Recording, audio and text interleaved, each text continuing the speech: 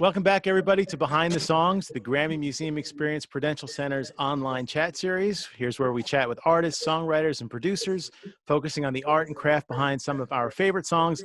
In this episode, we feature the Grammy-nominated Southern California-based trio HAIM.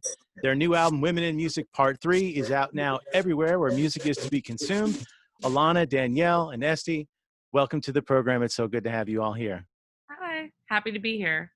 So the first thing I was going to ask you is, the first time you came on my radar was when I saw a cover of Oh Well. It was from a festival some years ago, and it was just kind of like, what am I looking at? You know, it was unbelievable. And the live thing, obviously, for you is such a big part of your world.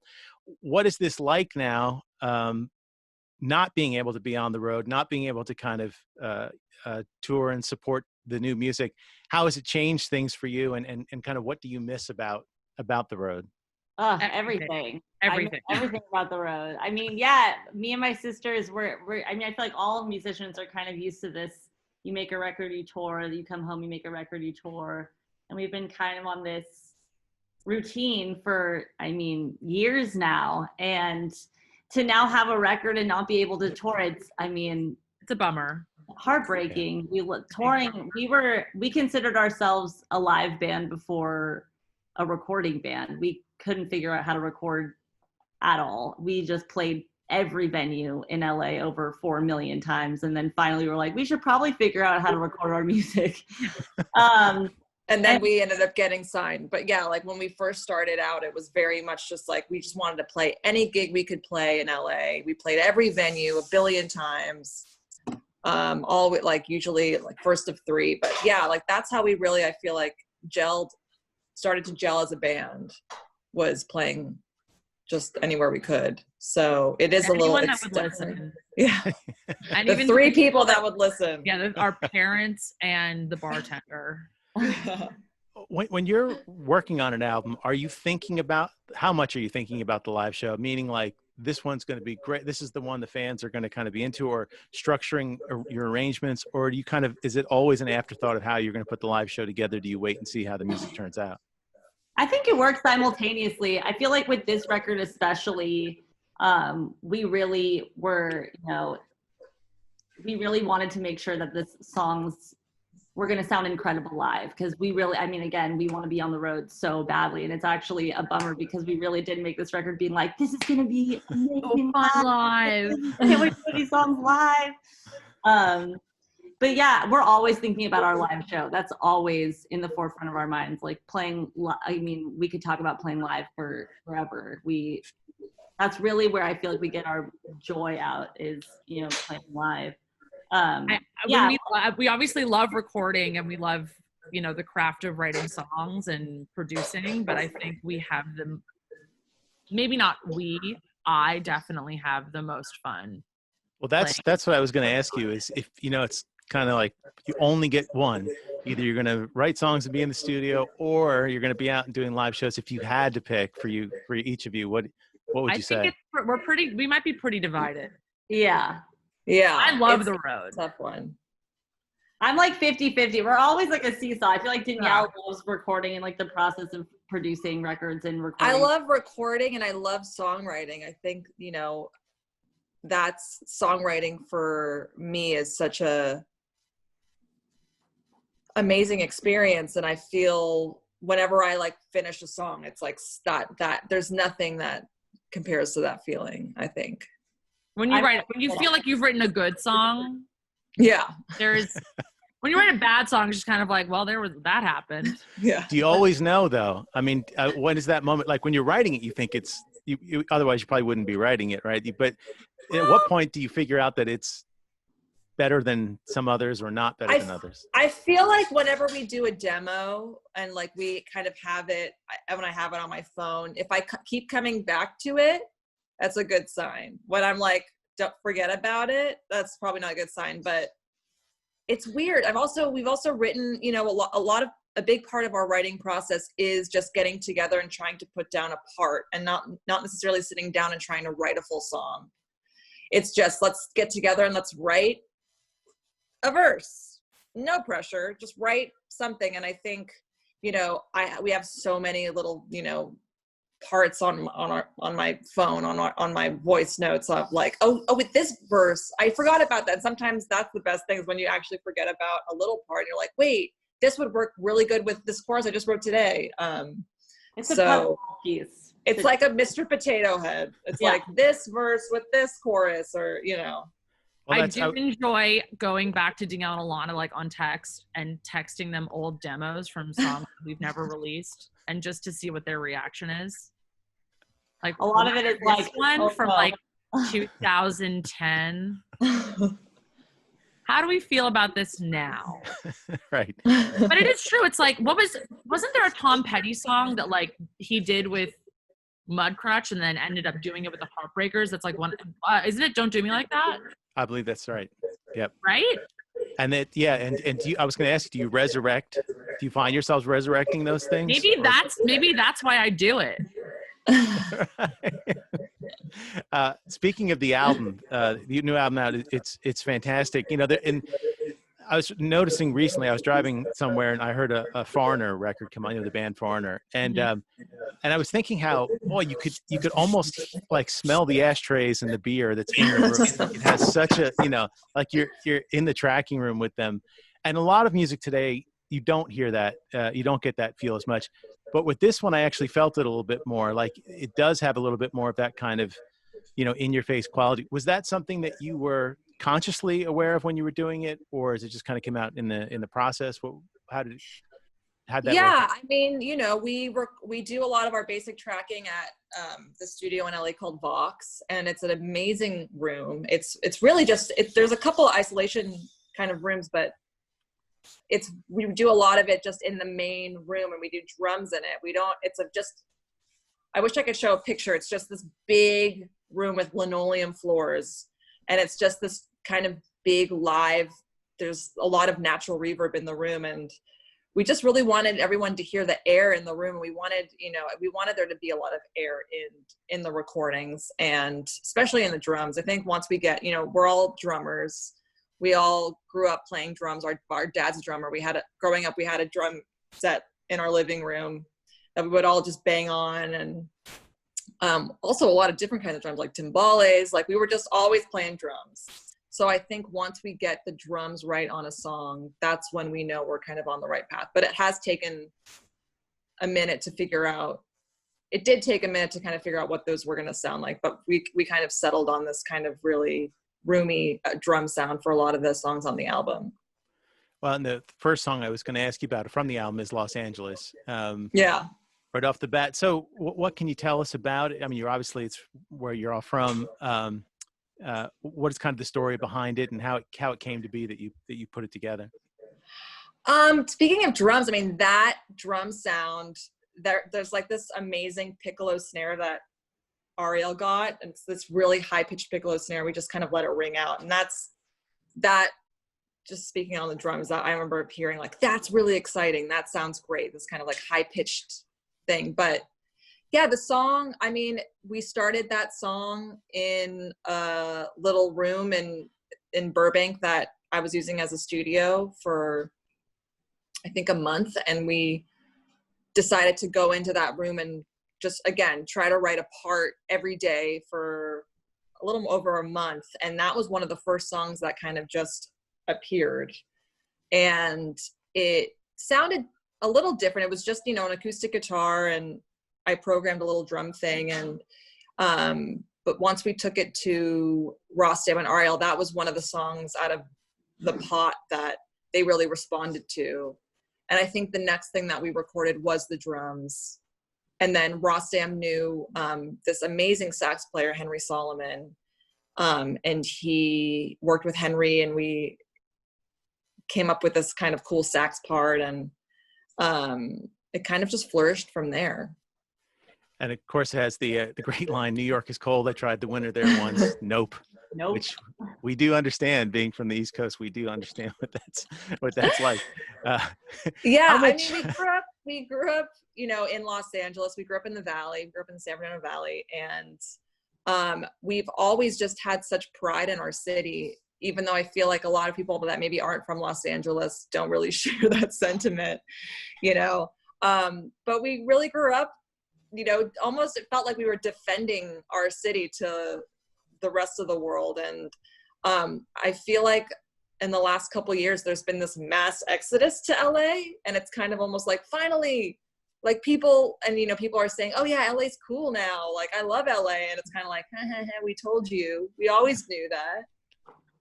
But I think we kind of wrote the song as a response to this kind of mass exodus to LA, and kind of like, wait, now all of a sudden the city looks super different. And, you know, and just kind of grappling with that.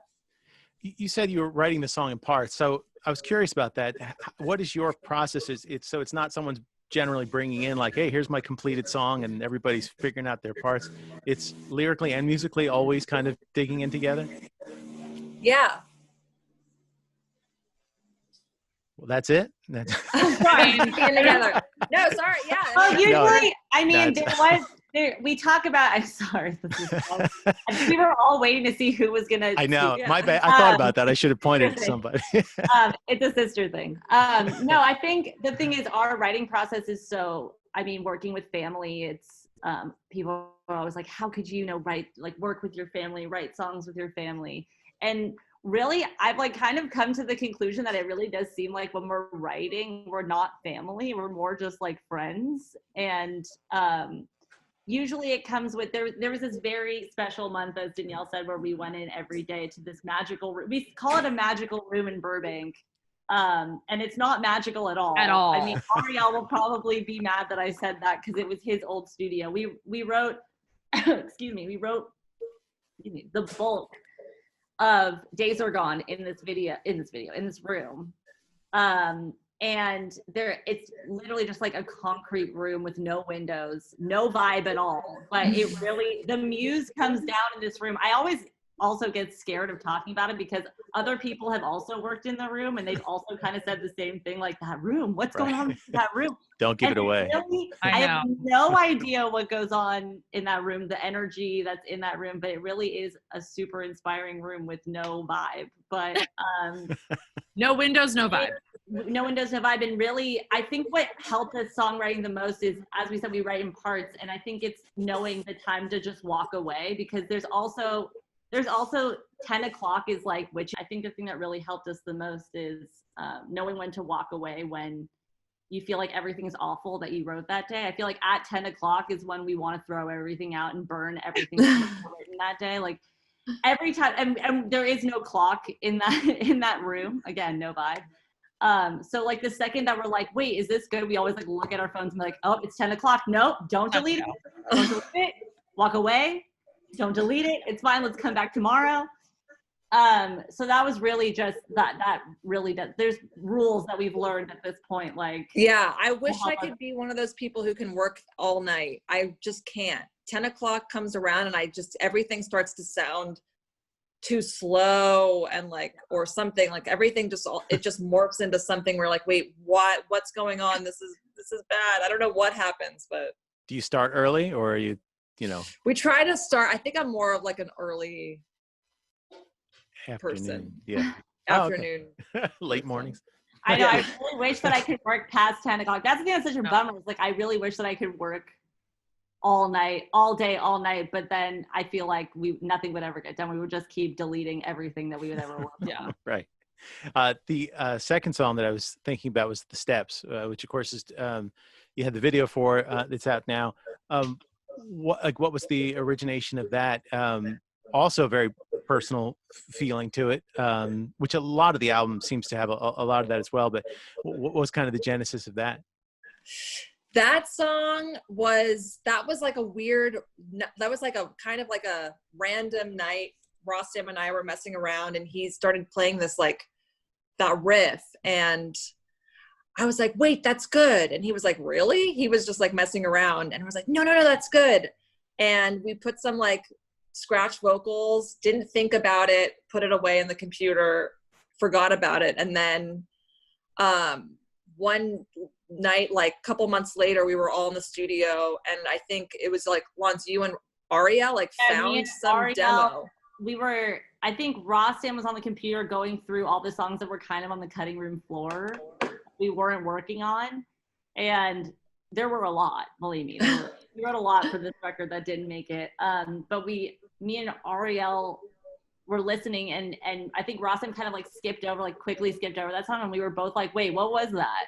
What was that song? And both Danielle and Rawson were like, no, like it's nothing, it's whatever. And we're like, no, we want to listen to it. And there weren't many lyrics to it yet. I think we just had like a little bit of the chorus. And I think Danielle had saying like, "You can't feel me, I'm lightning." And we were like, what is this? What is this song? And that's when it kind of got unearthed, which I think that's why it's really nice to have a space away from songs and also people to collaborate with, because sometimes you're just so hard on yourself and you don't know if this is like worth working on. You're like, I don't know what to do. And I feel like for Danielle, it was like, wait, that's good. And she was like, wait, you guys like that? And I'm like, yeah, let's work on it. And it kind of like re-energized us on the steps, and it actually became one of our favorite songs on the record. How many, you mentioned that you write a lot. How many would you think, ballpark, do you end up writing? Oh my gosh. I mean, There's a lot on the album. Yeah, I mean, parts ideas like probably, I feel like there's hundreds of parts floating around in our voice notes. Is it hard cutting them down? Is it hard? Like, I mean, is that like a process where you're kind of, do you finish ones that don't make it, or do you just not finish the ones that end up? We finished a couple that didn't make it. But yeah, that is such an interesting process of figuring out what makes on the album. At this point, we were so, we actually wrote, we kind of got like a spurt of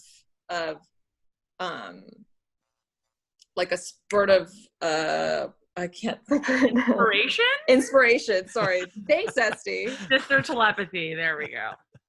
At the end of the album, which I feel like I've heard a couple other artists say that, like, oh, let's just try for one more when you're like finishing an album. And we really felt it this time, and we ended up recording.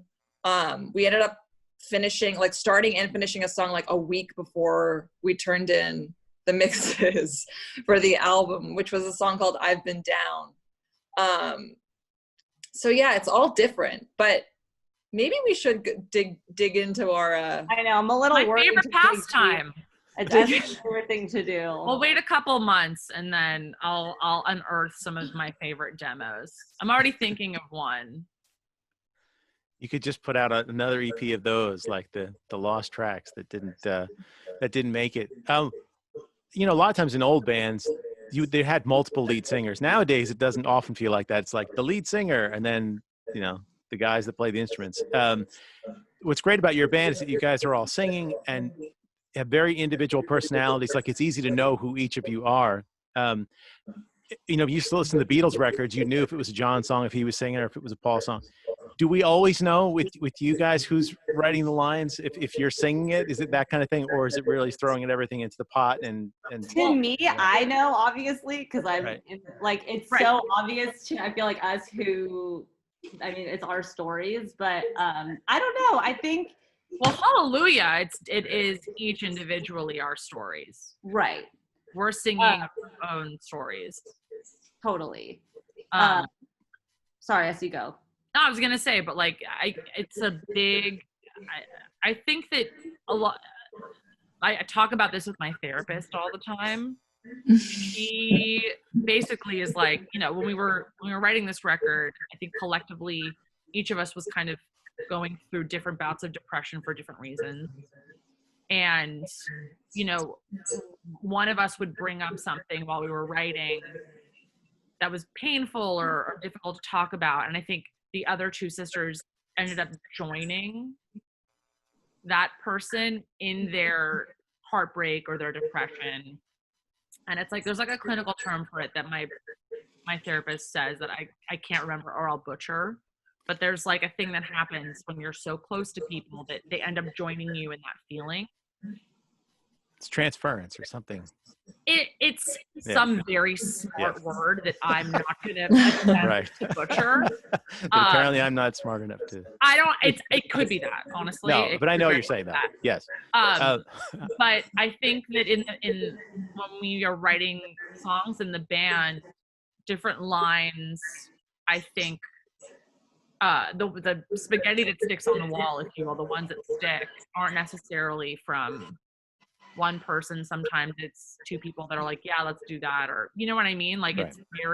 it's not like it's one specific song. It's one person's story. It turns out that my sisters and I end up living and experiencing parallel things, just at different parts of our lives. Right. But yeah, I think that's kind of how we write lyrics. It's The other song I was going to ask you about was Summer Girl, which obviously there's a personal side to that. What's the kind of, for that one, same thing, or that was your Danielle, your world that you were living, that you bring to the? Yeah, I mean, that song started actually on my phone. I have GarageBand on my phone, which I can't like big up anymore. I feel like I'm always just like, it's amazing you can do stuff on your phone, you know, put some headphones on and you can create music, you know. But yeah, like the initial idea just kind of came to me and I recorded it on my phone. Again, kind of forgot about it. But yeah, the concept was kind of just me feeling like, you know, my partner was sick at the time, and the idea of me trying to be, whenever I'd get on the phone, I mean, we were on tour when I found out that he was sick, but whenever I'd get on the phone with him, I would try to be his light or his sun or his summer, you know, when he was feeling very dark. And that's kind of the first concept that came to me. And I remember just seeing in my phone, like, I'm your sunny girl, or like, I'm your summer girl, and I'm your fuzzy girl, just something like, you know, like that one was fuzzy. Quickly Yeah, fuzzy taken was off like, the maybe list. that's a little weird, but Yeah. warm and fuzzy girl, I don't know. And so I had it on my phone for a long time. And then I think I was in the shower one day and I like remembered it. I was like, there was something to that demo. And I had also like just was kind of messing around with melody and doing all these little do parts. And I remembered it and took it to Rostam and I said, I think there's something to this. The melody's really simple, but I do feel like the vibe is there. And I had the drums doing, you know, on my phone, doing exactly what I ended up playing. And it was like, you know, it was a rough idea, but all the sketches were there. But once I took it to Rostam, it turned into something even more amazing. And I remember telling him like, yeah, do, kind of like, you know, Lou Reed or something, you know, Walk on the Wild Side. And he was like, yes, you know, and I remember he put the double bass on. I was like, wait, oh my gosh, this is sounding even better. And then he added the sax solo, and all of a sudden it felt this like, wow, this is like an amazing homage to Lou Reed. Obviously we've spent our whole lives listening to Lou Reed, and, you know, yeah, so it was just kind of this like kind of homage to him in a way. And yeah. You said, someone had said that one of you had said that the album was an exercise in not holding back. Yeah. Is that, how difficult is that, you know, as you're writing, to be literal about yourself? You know, at the same time, you can write songs about anything. You don't have to kill somebody to write a murder mystery. So you can write about, you know, any song or anything you like. But for you, the three of you, how important is it for it to be personal? And do you ever kind of find yourselves like going, I'm not going that far in. I'm not giving that much up. I think it's important. I mean, the thing I don't think we know any other way to kind of write songs, you know?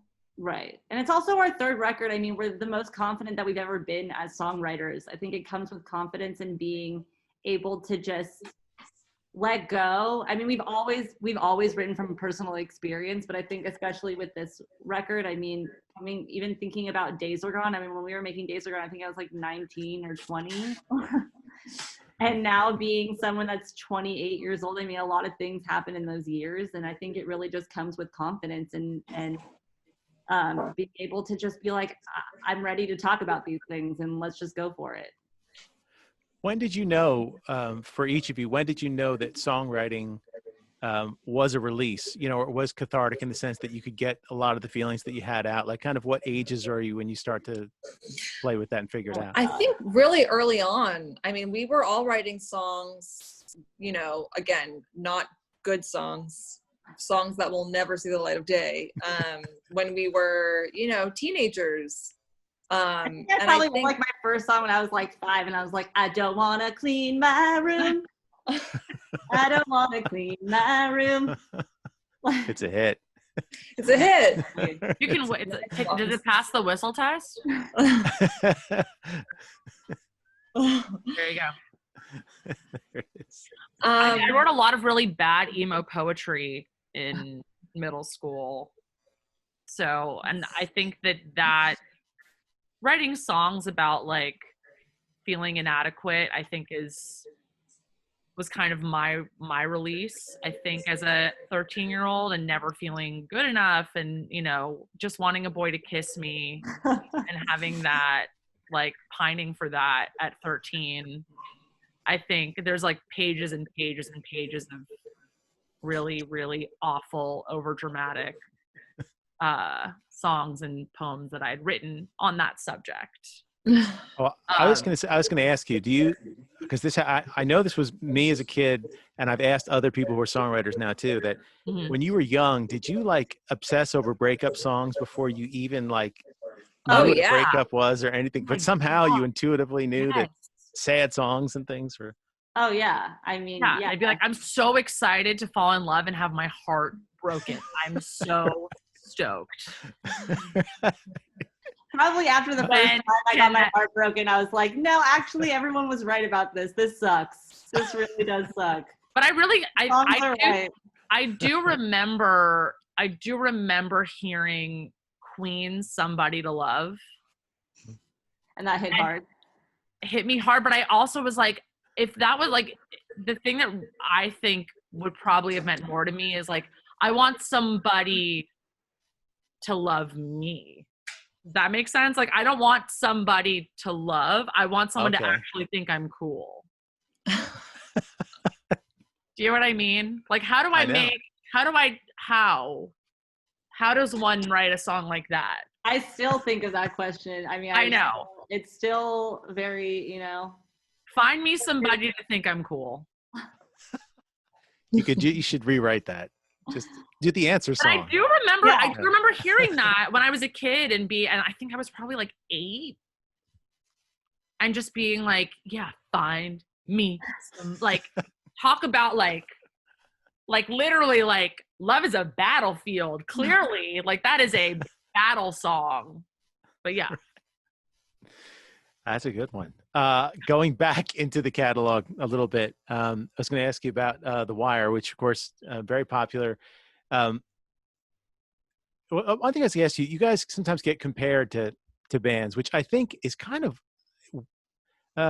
stupid in a way. I think sometimes because like they'll hear like a lick and go, oh, like, okay. So for example, you know, you have the Lou Reed vibe on the song. It's obviously a nod to Lou Reed. That doesn't mean that you sound like Lou Reed, you know? And so I think like that, in kind of like researching you guys and stuff, there's always these comparisons because a song will have a lick or something. And then they go, oh, it's the so-and-so band. But so before I ask you about The Wire, what do you think of the comparisons that you get? I mean, they're nice and they're these great bands and stuff like that. But I mean, do you see it or do you kind of think it's a bit lazy? You know, I think people are always trying to put us in a box, you know, and I feel like, you know, we're in this, you don't want to be put in a box. I think that's really what it is, you know? Yeah. I mean, it's nice when they throw up big name bands and legendary bands. But of course, it's not, they don't mean it in a bad way. No. Oh, totally. Right. Oh my God. Big shoes to fill. That's the thing. It's pressure. Like, it's also a lot of pressure, you know? But yeah, like, I mean, I'm down. I'm like very big shoes to fill. And I was thinking The Wire, because it, you know, has the kind of the Eagles sounding intro, and then people say you sound like the Eagles. That's what I meant. I didn't. We love the Eagles. I mean, that was my first concert. I went to go see the Eagles. Is that right? Yeah, that was my first concert. My parents took us to, I think it was called the Corona Amphitheater in Ironic. San Diego. We like drove down to San Diego. We drove down to San Diego just to see the Eagles. And that was like the first time I saw Joe Walsh play Life's Been Good. And I was like, whoa, I want to do that. That's sick. And that was Have you like, seen them with Vince Gill yet? no, No. no. Yeah, really good. Really good. We had them I at mean, Prudential Center. It was pretty amazing. I love him. I love him. Right. I love him. So The Wire, how did that come about? Like, who had the idea for that? That was actually, that's our oldest song that we have released into the world, because we wrote that song in 2008 and it came out in 2013. So Oh, wow. There's videos of us. It's so funny watching videos online. There's like really old videos of us playing it at like the Troubadour with like 3 people in the room in 2008. And we always knew that was a song that we always knew, because we were playing, I think when we were playing shows in 2009, 2010 around LA, The Wire's the only song that we have kept since those days. All those other songs that we were playing, we threw them away essentially. But we always knew there was something really special with that song, but we could never capture it on record. And, we released our EP or free EP before we were signed in 2012 for free on our MySpace. I don't even remember or on our website. I don't even remember. We like made a website for it. I don't even really remember. Yeah. We released it for free, which then ended up, then we went to South by and then ended up getting signed. But on that EP, The Wire wasn't on there because we just couldn't get it on. We couldn't get what we were hearing in our minds onto record. So finally, when it came time to record our first album, we were like, we have to get The Wire on this album because there's something really special to it. And so we recorded it probably over like 7 or 8 times, trying to go, and when I say recording it, a lot of it was us going into like, we were trying to release or make music before we were signed. It would be us getting into like, a studio for a day and trying to get down 5 songs for an EP. So it was like never really spending time on really how things were sounding. And we just did not know. I don't even think like we didn't do any overdubs. Like it was just like, okay, we're going to go in and we're going to play these live and it's going to sound amazing. And then we'd always get the result back. And it was always just like really, I think we would listen to like 4 seconds of it and shut it off. Like, turn it off. It was just sonically just not great, because we just didn't really know what we were doing. So, we recorded it probably once a year for like 5 years trying to get it right. And then finally on our first album, when we started working with Ariel, we had like, I think both of our combined efforts, like finally we were hearing on record what we were hearing in our heads. And then we knew it was right. You were talking about earlier about, when you guys were first started coming up and playing, and I know, of course, everyone knows that you played with your folks in an act. But when I was a kid, we were big fans of The Gong Show. We used to watch it all the time. Is this true that your mother was on The Gong Show? The Gong Show. Yeah, You probably saw her. I'm thinking every night, like at 7 o'clock, whenever time it came on after dinner, we would watch this in the 70s. So what did she sing? I'm curious. What song did she sing? She sang a Bonnie Raitt B-side called Blender Blues or I don't even know, maybe it wasn't even released. I don't even think it was released. She recorded it from the radio. No, she recorded it when she saw Bonnie Raitt at the Tower Theater in Philly. She recorded it. She brought her recorder with her. Oh, wow. Bootleg. My mom was doing illegal things. She was recording a Bonnie Raitt concert. But yeah, she went on twice because she lost the first time. She didn't get gonged, but she just lost. And then I think Chuck Barris had like a baby crush on my mom, and she played, she played again. And she won. Definitely. I mean, when we have a video of the time that she lost, and when he introduces her, he's just like, Donna Rose. Do I have a treat for you? You don't even know what's coming. And then my mom came out in like a cute, like crushed velvet, like pantsuit. It was This great. should be on YouTube. This really should. I know. He won't let us. We really won't let us. We want to try and find it. I don't know the powers that be that can make that happen. I would love Right? to. You mean find the it. winning one where she I wins? never We haven't seen the saw one where she the winning wins. one. Yeah, we've only seen the one where Wow. she lost, and she was a sport. She was a good sport. That'd be a great intro for one of your next music videos. Like that would be Oh. I mean, we need to figure it out. I'm sure it's Retro. somewhere. I'm sure there's an archive The somewhere. lyrics in that song are a little too tongue-in-cheek for me to see my mom. It's like, let me be your blender. Don't you know I can whip, chop, and puree? I could see. Don't know if Yeah. I want to see my mom. I don't know. She was great. She Blender killed mom. it, but you know. From being this difference now, like a lot of acts don't play live as much as they used to coming up. It's like someone finds them online or does something. So you guys, it's different. I mean, you kind of cut your teeth really playing in gigs and everywhere with, like you said, with nobody there. How do you think that prepared you for, for where you are now, that kind of mindset of like road mentality and being able to play shows when no one's there? And I mean, I think we still have just opening act mentality. I think when we've just always had the mentality that we need to get, we have a half hour before the main act. We have to get people to listen to us. We have to get people to pay attention. And I think, that's just, whenever we go on stage, we pour everything we have into our performance to try and get people to, listen or, pay attention to us. I think, and even now, like when we go on stage, we're like out for blood in a way. We're like out to get, to just play our hearts out and get people to listen. So I think, that's really, actually, I feel like that's what people love about our shows. I think we just really leave everything out on the stage, if you will. I will. And I would say that's a great way to finish. And I think everybody, if you haven't seen them live, you should see them live when, of course, we're all able to see each other live again, which will be great. But also in the meantime, you can check out Women in Music Part 3, which is again out now everywhere. And there's a lot of songs. There's a lot to dig in. If you haven't checked out any of the music before, this would be the time to start jumping in right now. So I know you guys are going to play a little bit for us, which is fantastic. So everybody stay tuned for that. But can't thank you enough for doing this. It was fantastic. Our team at Grammy Museum Experience Prudential Center was very excited when I came and told them that you were going to do this show. Of all the people I brought in so far, HAIM was the one everybody got very excited about. And man.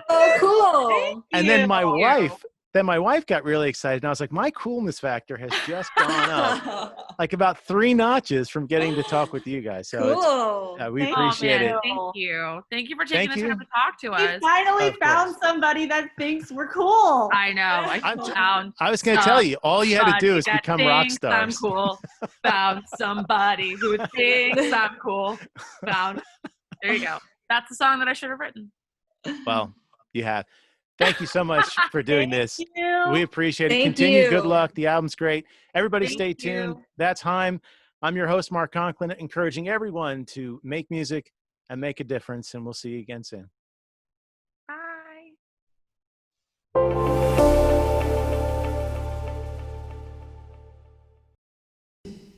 1, 2, 3. Ooh, yeah, you did me so bad when I was in the moment. Well, I didn't understand.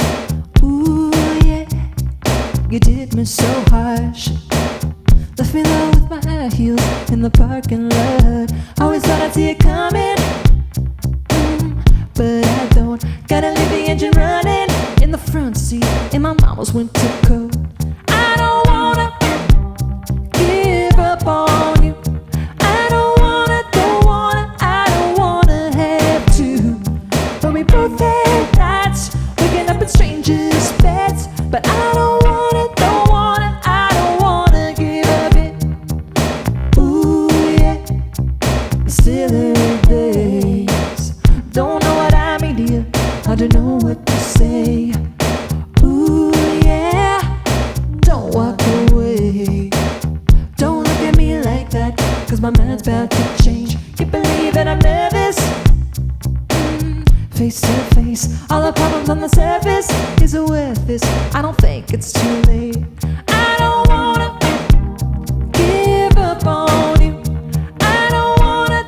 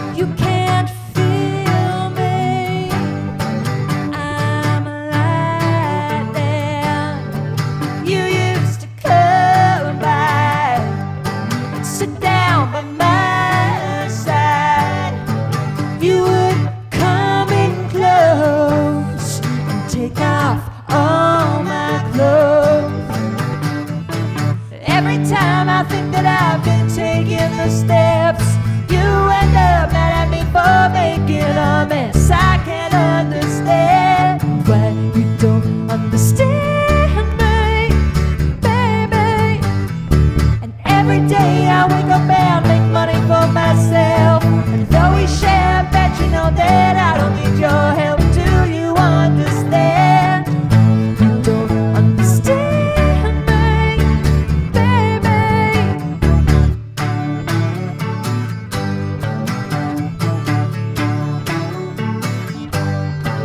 On the ivy, it's growing sideways, and you won't stop it till it covers all of our place. Every time I think that I've been taking the steps, you end up mad at me for making a mess. I can't understand why you don't understand me, baby. And every day I wake up and make money for myself. Though we share a bed, you know that I don't need your help. Do you understand? You don't understand me, baby.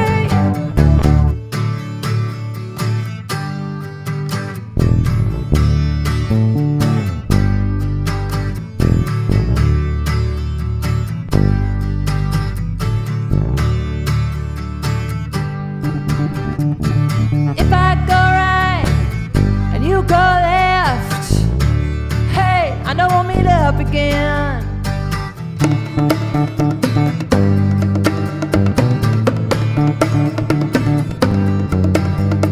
And if you go left and I go right, hey, maybe that's just life sometimes.